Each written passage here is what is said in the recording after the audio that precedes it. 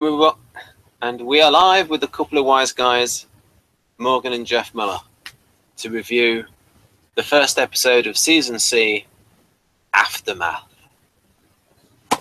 I'll do the little synopsis thingy, and then I'll go to Jeff for his initial thoughts. Here we go. The battle against the aliens is won by the Federation forces, although Star 1 is destroyed in the process, along with over 80% of the fleet. The Liberator is severely damaged and the crew escape via its life capsules. Avon crashes on the planet Sarren, where he encounters now President Servalan, as well as a beautiful weapons designer named Dayna, her father Hal Mellanby, and her stepsister Lauren. The Mellanbys are exiles from the Federation and agree to give shelter both to Avon and to Servalan. After Avon rejects her offer of co-rulership, steals Aurak and kills Hal Mellanby, Dayna and Avon go after her, discovering in the process that Lauren has been killed by the planet's natives. The natives also have Servalan captive. Avon and Dayna rescue her and retrieve Aurak. Before Dayna can kill Servalan, they are teleported back to the Liberator, where they discover that a Federation force has taken possession of the ship. So, what are your initial thoughts? I think initials can be a good way to sign something that's shorter than like an entire signature. Save space. Okay. I lost interest about halfway through, I think. It was just kind of boring. Oh. Morgan, what did you think?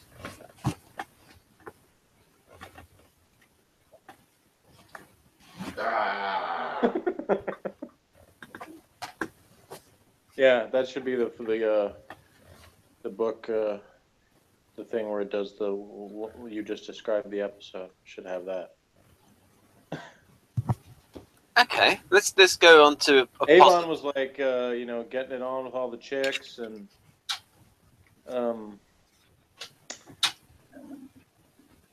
like Morgan predicted the deaths of everybody.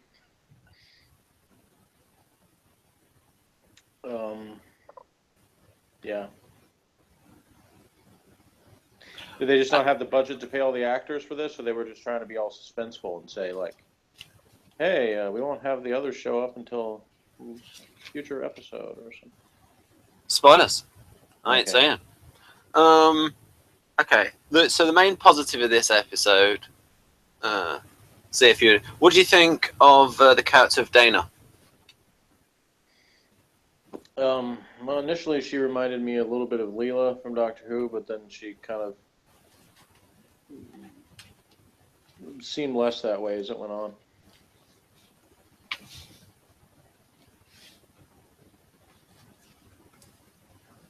Well, you've been complaining about the other two women not being active enough. So she had plenty of things to do. I don't understand why they didn't just go back to the underwater base thing, though. I mean, did I miss something where they couldn't go back there for some reason? Well, you have got the Sarrans keep banging away at the hatch. Didn't they have the power to just kill them though? Well, yeah, that's right. I don't even need you to explain that to me. I mean, Avon wants to go back to the ship. Okay. And Dayna's not going to stay there on her own. Would you want to stay there on your own? I don't know. I guess it would depend on if they had internet.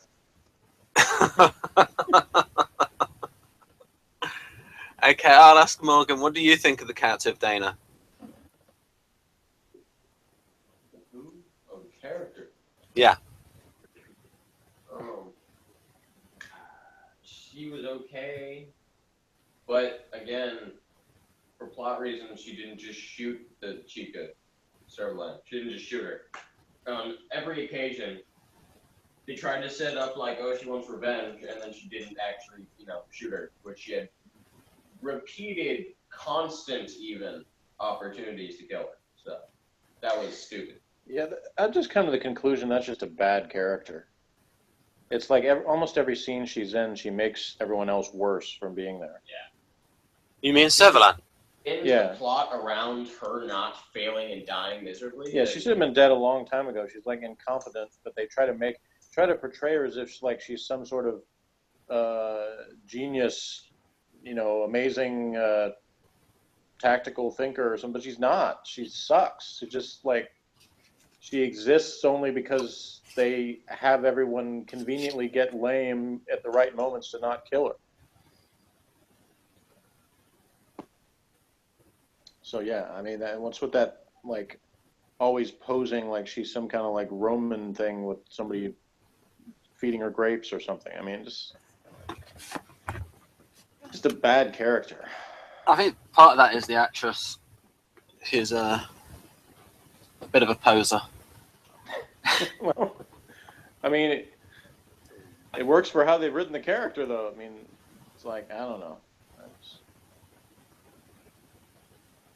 Right, so what we can do is we can get straight to the good stuff. That's Jeff's favourite bit, the book. No, my favorite bit is that bit of the peanut butter Snickers or the chocolate. That's my. Did you recognise anyone of a Doctor Who? Did you recognise any Doctor Who people in it? No, but there was one scene with Mick Jagger in it. Okay. Who played Mike Yates? I don't remember. Was it Richard Franklin? Franklin? Was it Richard? He was one of the Federation troopers. Oh, so he was Mick Jagger? Right. Were those two guys talking at the beginning?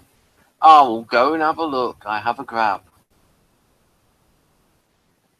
Yeah, it did look vaguely like him. Yeah, the guy on the left. From the side shot, he doesn't look as much like Mick Jagger, but from the front, he kind of does. Yeah, like that. Definitely has a Mick Jagger quality to that look. But yeah, I did sort of vaguely think it was him. Of course, he only got like about 30 seconds before he was killed. Yeah, got to get the exposition out there. And they sort of like mentioned it about 3 times about how much the Federation fleet has been knocked back. Yeah, it's just not that interesting. That's the problem. Right, let's go for the...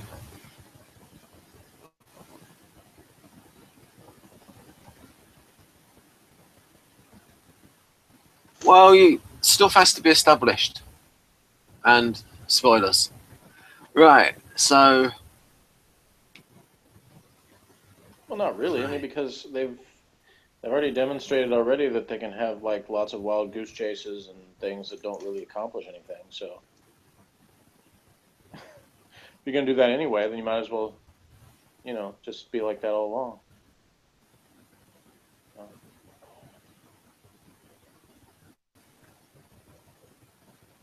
Yeah, okay, they did you just described the story as Where are Blake and the others. At first I thought it was just going to be the Villa show, because he was like the only one on camera for like the first 10 minutes. You heard some voices. I thought you didn't like Blake. I thought you didn't like Blake. You thought I didn't like Blake? Yeah. I'm not sure why you said that, but... I don't like any of them, really. All right. I'm not sure why you single out Blake. Oh, okay. I mean, I was just reading what it said on the screen. It said, Where are Blake and the others? That's true. That's why I mentioned Blake. Right.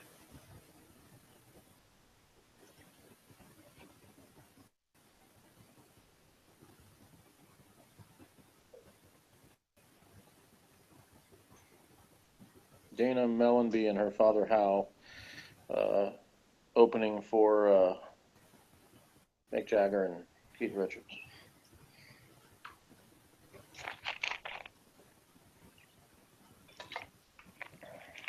I don't know why they changed the name. Like, it used to be Sierra Mist, and now they call it Mist Twist, but it's like exactly the same.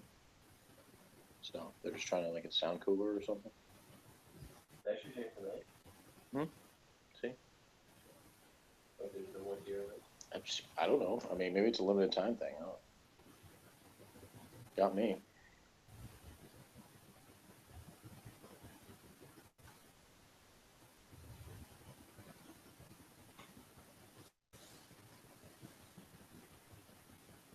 Does any of that stick out? Yeah, the stuff you highlighted in pink. Okay. Because you highlighted it in pink. Right.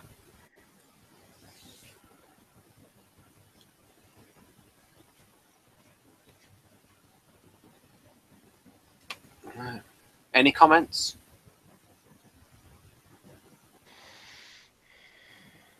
I don't know what comments to make. Right, here we go. They're actually germane.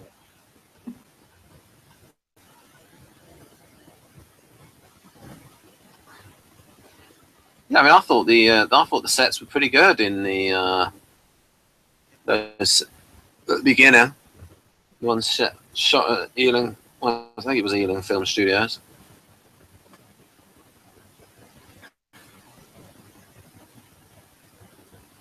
Maybe they got a lot of metal delivered. Hold on. They said they had some pretty bad plastic guns.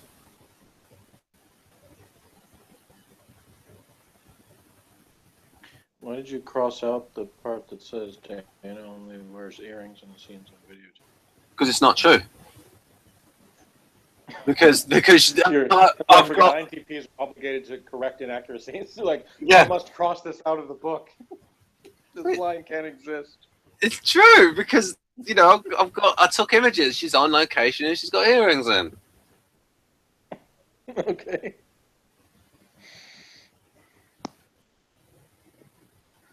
Aha!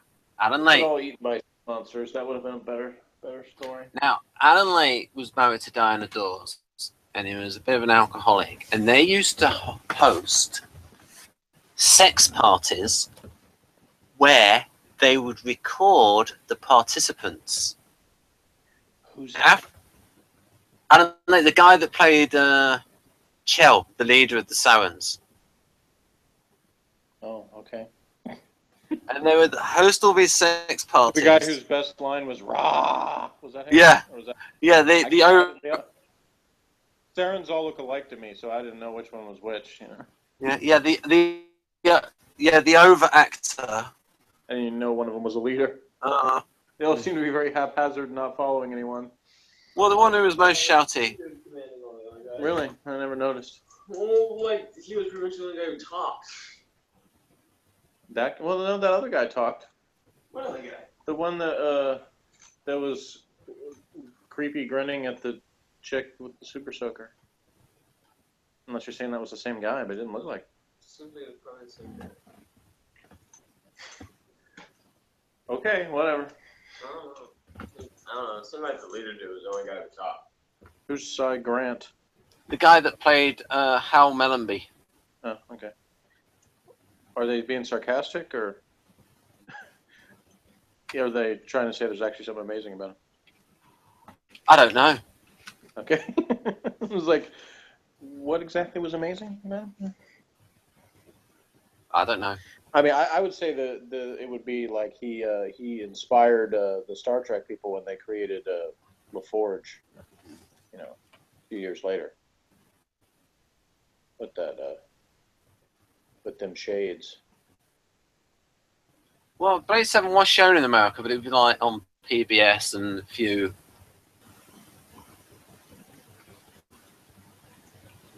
Because I know J. Michael Straczynski watches it, and he's always talking about it. So it's best to avoid J. Michael Straczynski interview in case he talks about Blade 7. That's okay. I will never be inspired to watch an interview with that guy. What about this bit here about Dana? Well, I just took that as she didn't want to tell the useless chick the same thing. Yeah, but I like that bit. Good old Terry One Draft Nation. I gave her credit for not being a complete idiot. Yeah. And I predicted the book would mention the green in all caps for some reason. And I Did think one really lie on that cliff for 5 hours? If so, she's an idiot. Do we really need that to prove she's an idiot? Let's say there's other reasons for that. I think you both said. I think Morgan was impressed by Avon's 50. I think he said he maybe done some judo or something. That may have been the comments. Even yeah. Sounds like something to say. Yeah, he does pronounce Aurak a little bit weird. Who did? The way Cy Grant says Aurak. Okay. Odd but good, I thought.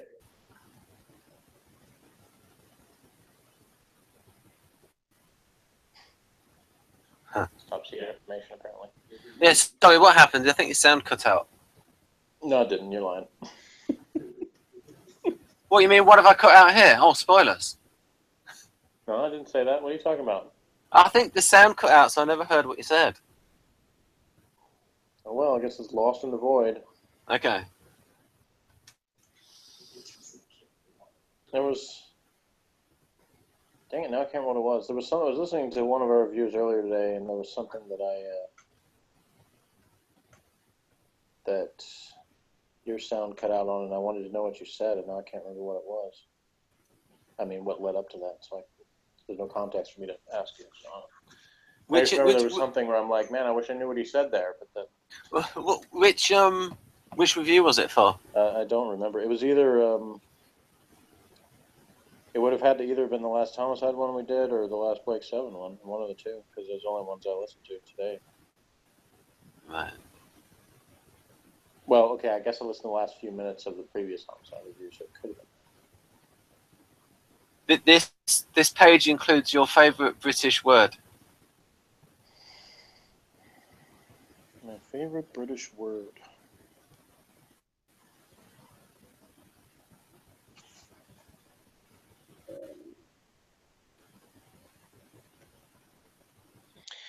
You see, I like the word, but I disagree with them. I think the videotape stuff looks better.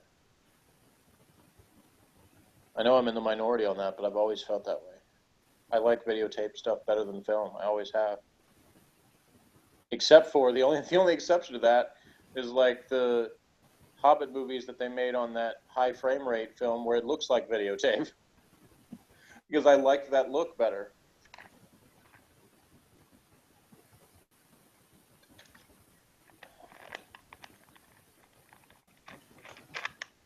Right. Okay.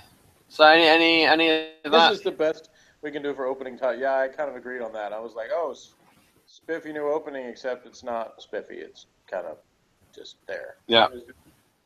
Like the other one had like the beginning was a little weird in the leaves. There's kind of some cool stuff going on with weird digital animation of Blake being weird. Mm-hmm.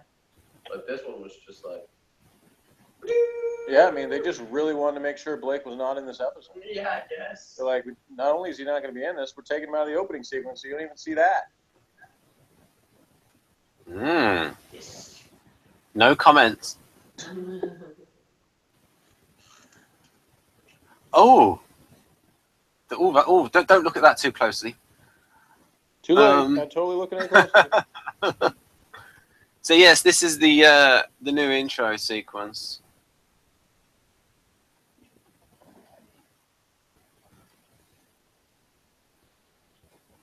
Oh, it's by your main man there, Terry Nation. The one that wrote Countdown that you liked. I think you gave that 8 or 9. Reusing old model shots. This was from Star 1, Queen. And that was I like Terry Nation, but I don't automatically like everything he writes, that's for sure. This was Space City, I think, in Shadow.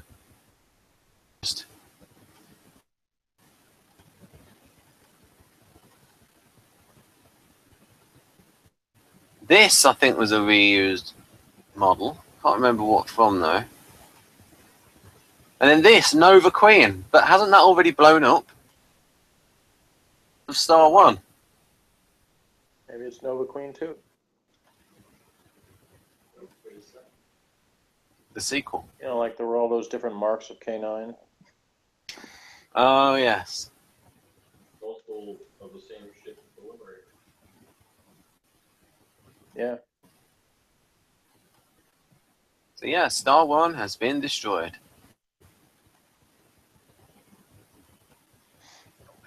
They have a nice touch, like when they had the escape capsules go out into space, it suddenly cut to no sound at all. Yeah, just so like somebody dumping some debris out a window. I think generally when they like make the stuff at Ealing Film Studios, you've got a different load of people making the sets, and so I think the sets look better. Emphasis load. Pretty load what? Load. Load. So a lot of metal in this episode. I thought this was I well. remember that. Yeah, they had not only had Mick Jagger, but then Megadeth came in halfway through. Then I'm pretty sure I saw Dio and maybe Dawkins. Yeah. And this is Maybe just put some. Anthrax. I can't remember. They put a little flame rig in front of the camera and then shoot There's through your it. thumbnail. There's your thumbnail right there.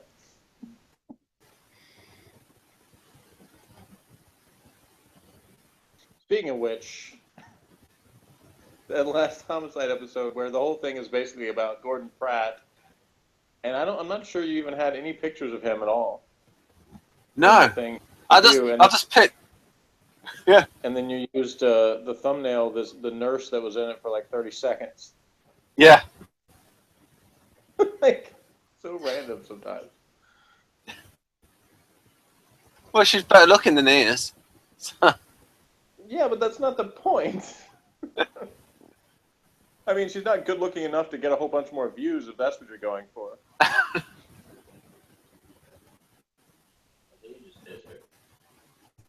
No, she's not like some super hottie or something like that she's going to stick in the thumbnail and it's going to get like 900 views because everybody's like, oh, I got to see this chick.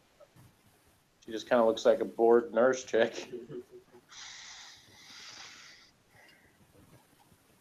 All right, yes. There's some more sparkling dialogue. She had some sort of ink. I thought. What did you think of the costumes?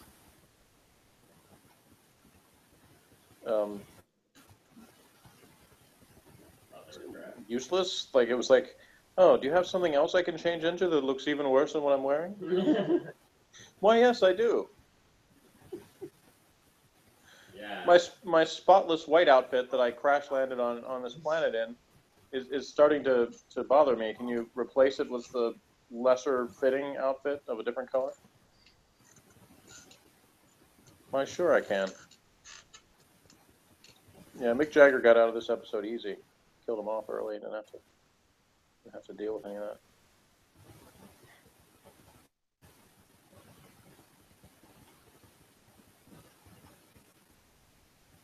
Right.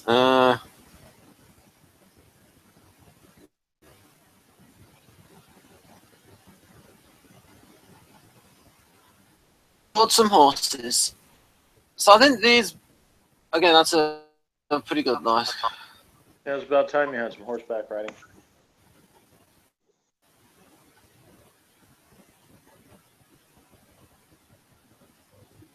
I didn't like this cave. Like the dodgy cave, the dodgy plastic cave. I thought that was actually kind of cool looking. Yeah, it was cool.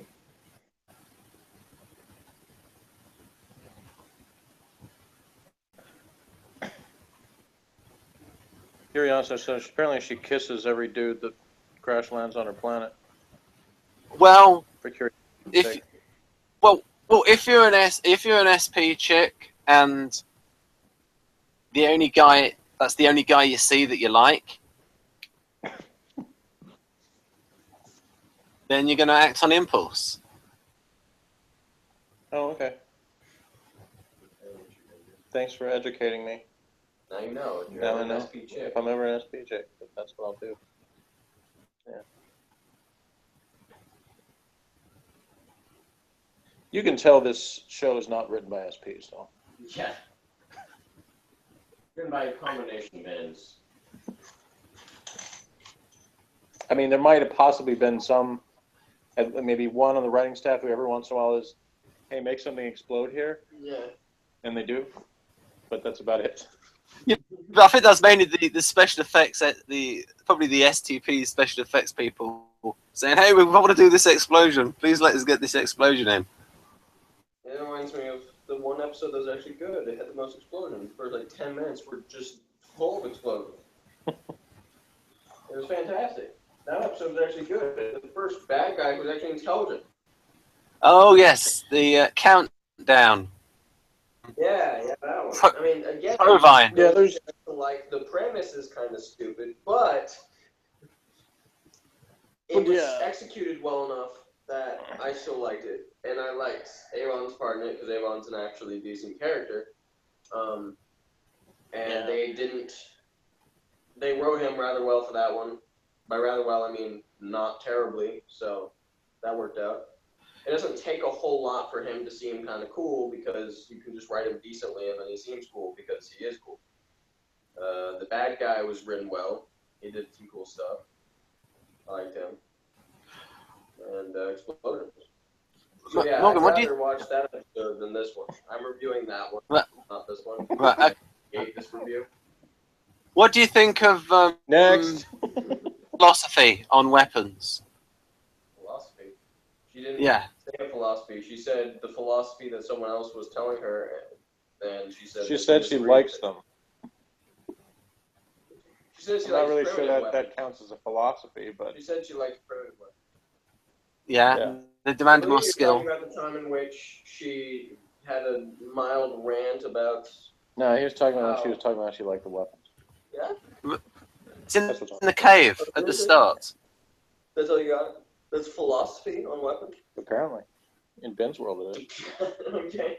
Well, the SP philosophy, that she likes it because it's more exciting, because it's more dangerous. I'm going to educate you now, Ben, since you educated me. And SPs don't have philosophy. Yeah. The philosophy is to not have a philosophy. That's what philosophy is. Well, what about Dana's love of weapons and violence? Did Morgan connect with that? Yes, he's devoting the rest of his life to it. Avon was the only one who punched anybody. She did arrow some people, though. At least a couple. But yeah, I mean, Morgan's right. She had plenty of chance to shoot the useless chick. And she had plenty more chances to just kill some people, and she didn't do that either. Well, her father did tell her not to. So. No, even when she was like just with Avon, and they were wearing the thing. But see, that's what every parent, hopes for, and Morgan, is that those lessons you teach your children get even after I die, my brutal death from being an idiot, that my son will carry on my legacy of sitting around on the couch and not doing anything. Marty goes, well, I'm sitting in a chair. Exactly, yeah. Are you still captured?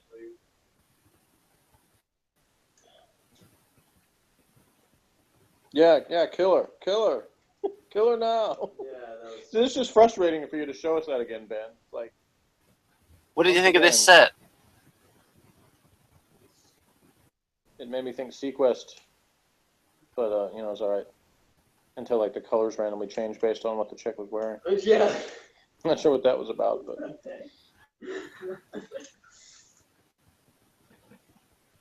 Now that's a groovy outfit. Like that dude. Yeah, like he walked in and was like, "Groovy set up, baby." That's true. He did walk in like he owned the place. It's like, that's what they say when they, when they have a character that brings something interesting, then they kill them off too fast, and then they keep the boring characters. Wait, that's the opposite of what you're supposed to do. So you think Dana's boring? So far, yeah. She's sort of like Leela Light. Yeah, exactly. Leela had more good lines though. And she like axed some people. Yeah. The arrow thing is like, here I have a bow. Cut, doop, forward. Yeah. Leela was like, you know. And I mean, I was liking Avon, like threw the dude, punched the guy in the face. Pretty sweet. See, But I bet Ben gives this episode a 10 just for that thing right there because it was some piece of equipment that had some scientific concept to it. So he's going to be like, I thought that was brilliant. I'm surprised there's not 18 shots of that. Well, it does get an extra point for that. It does get an extra point for that. And there was no need to put. I mean, the writer obviously put it in because it had nothing to do with the plot. He just put it in because it's a cool idea. And T2 might have been. Probably was, considering the everything he wrote about the Daleks, like in Davros and everything, like that whole concept of like the ultimate achievement being this absolute power thing. That seems to be like the what crazy NTs go for. The ones that become unhinged. Somehow believing that there's this ultimate power they can achieve.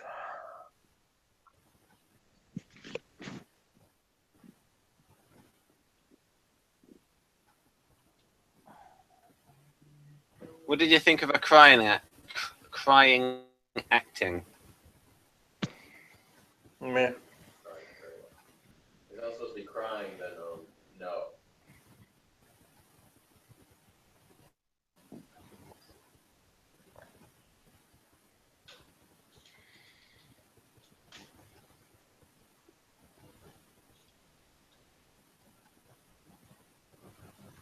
Yeah, I think I would have written Avon saying, "Is he alive?" rather than "Is he safe?"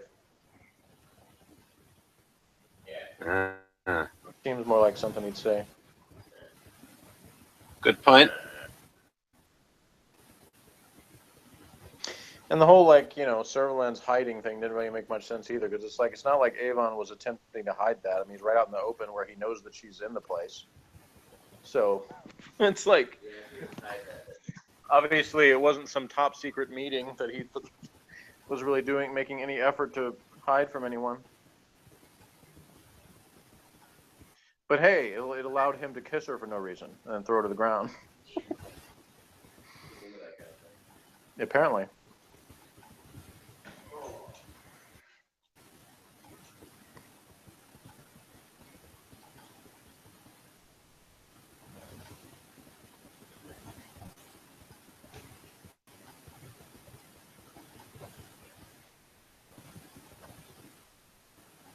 What did you think of the scene coming up where he throws her to the ground? Yeah, I just mentioned that. Oh. It occurred. That's what I think of it. It was weird. It was weird. That's what I'll say. Yeah. It will run afoul of the Violence Against Women Act. Tense instrumental music. No, I lied. There's your thumbnail with that caption on the screen. Oh, I deliberately have to include caption. Yeah, with the captions on. Music. With the ones as well I included.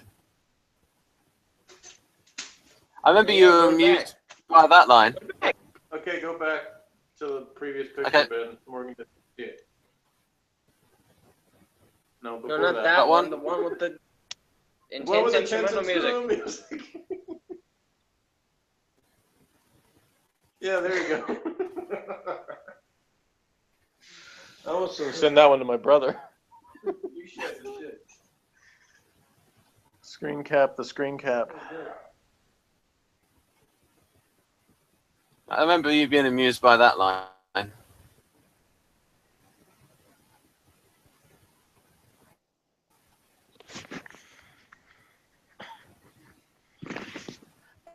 And then she just pulls it back and has a little smirk. He activated the fireworks box. Well, yeah, I mean, he might not actually have been in there at that point with all that going on. What about her taunting him? What about it? I can't say she was wrong, because if he was defeated by somebody as incompetent as her, then he is a loser.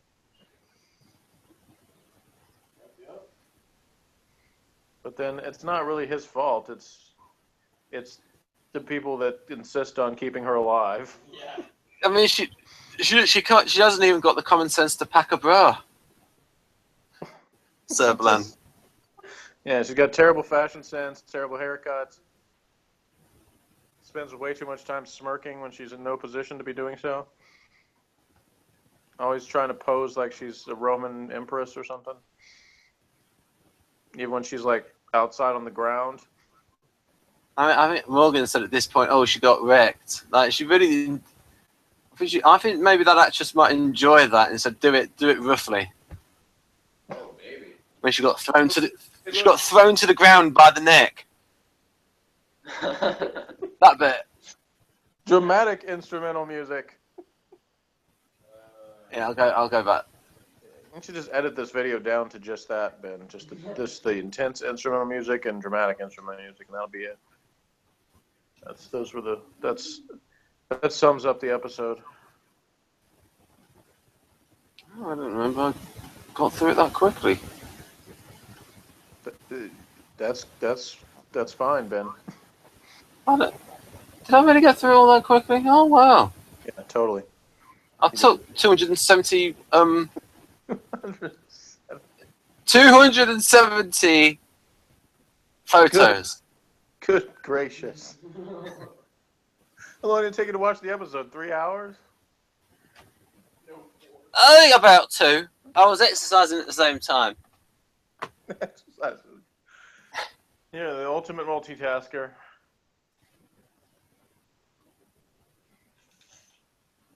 That guy. What do you think of that guy? New Blake? Is he New Blake? What do you mean by New Blake? Well, they had New Travis, and here's this random dude with curly hair that shows up out of nowhere. So I guess he's New Blake. He is not playing Blake. Man, how could you spoil it, Ben? Now I can't watch the rest of this show. It says at the end. It says at the end the name of the guy. It says Tarrant. There. Stephen Pacey. Yeah, you're just totally ruining everything. I can't. You can't. Just, yeah. So yeah, they would at these sex parties that Alan Lake and Diana Dawes would have. They Make would a different video by yourself, Ben, and talk about that. record the people there, and then they would watch the videos in future. Actually film, I think. I think we've done it all. So hopefully the audience enjoys it more than the Miller. So what do you both give it out of 10 separately?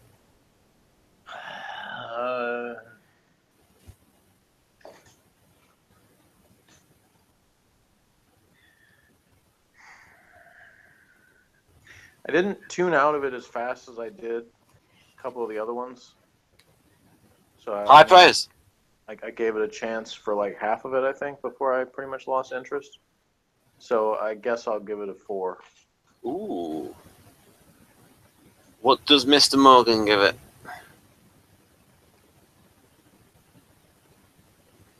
He gives it cracks his hands out of 10. Was it at least the not trash level? Or just partly trash?